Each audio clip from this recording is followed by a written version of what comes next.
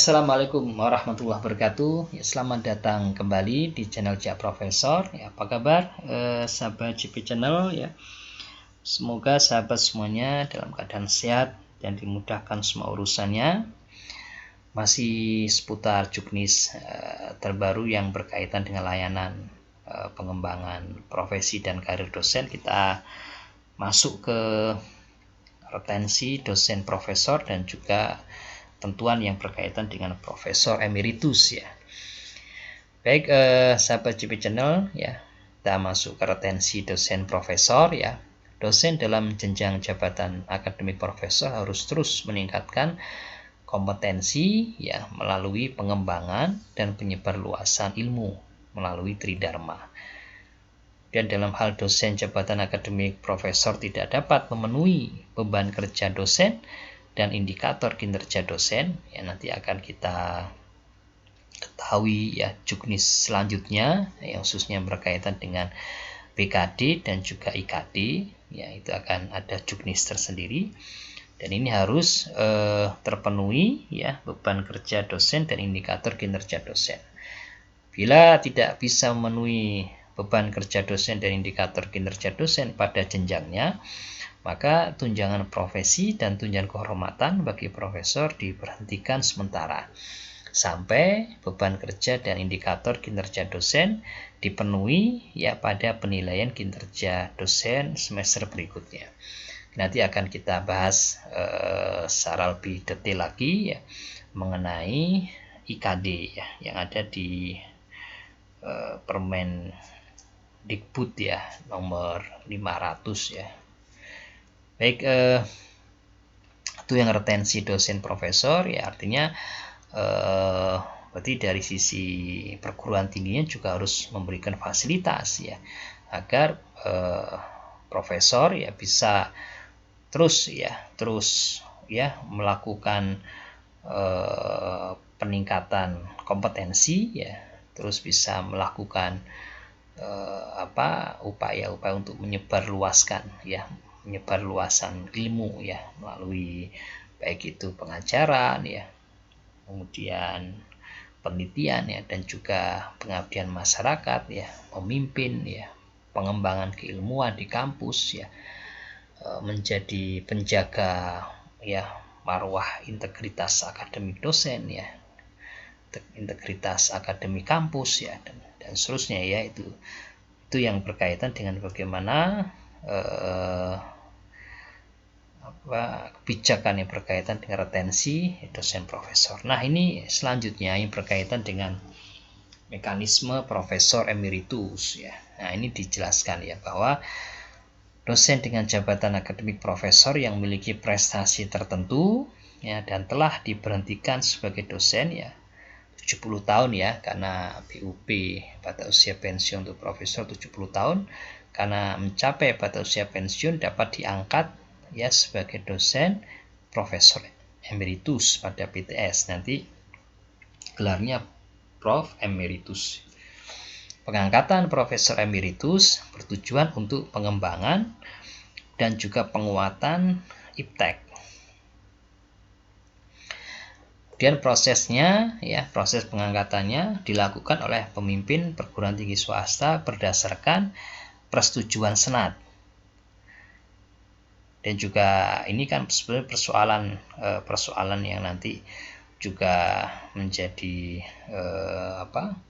pertimbangan dari perguruan tinggi swasta ya, karena di sini pengangkatannya oleh PTS, meskipun nanti dosen profesor emeritus ini bisa mengajar di kampus negeri, tapi pengangkatannya oleh pemimpin PTS. Tetapi pertanyaannya sebetulnya adalah apakah PTS itu dengan kondisi saat ini ya itu mampu untuk menggaji dosen dengan profesor emeritus tersebut ya, ataukah sebetulnya kalau kita memperhatikan kebijakan ini ya, sebetulnya kalau semuanya penganggaran profesor emeritus serahkan kepada PTS itu ya tentu akan sangat memberatkan dari PTS tersebut ya. Maka sebetulnya di sini ya regulasi pemerintah mesti harus mengcover ya sebagian dari gaji atau tunjangan yang diberikan tidak hanya dalam bentuk penyediaan dana hibah, tapi juga gaji setiap bulan atau tunjangan setiap bulan dari profesor emeritus ya masih dibiayai oleh negara atau melalui APBN. Nah, itu belum ada informasi mengenai masalah tersebut. Nah, kita lanjutkan ya, setelah proses pengangkatan oleh pemimpin PTS, maka status kepegawaian ya diakui sebagai dosen tetap yang diperhitungkan dalam penjaminan mutu dan pengembangan perguruan tinggi. Nah, ini sebetulnya karena ini masih dosen tetap ya seharusnya nanti profesor emeritus ya, karena di sini juga maksimal 5 tahun dari 70 sampai 75 tahun ya, mestinya diharapkan masih bisa meroleh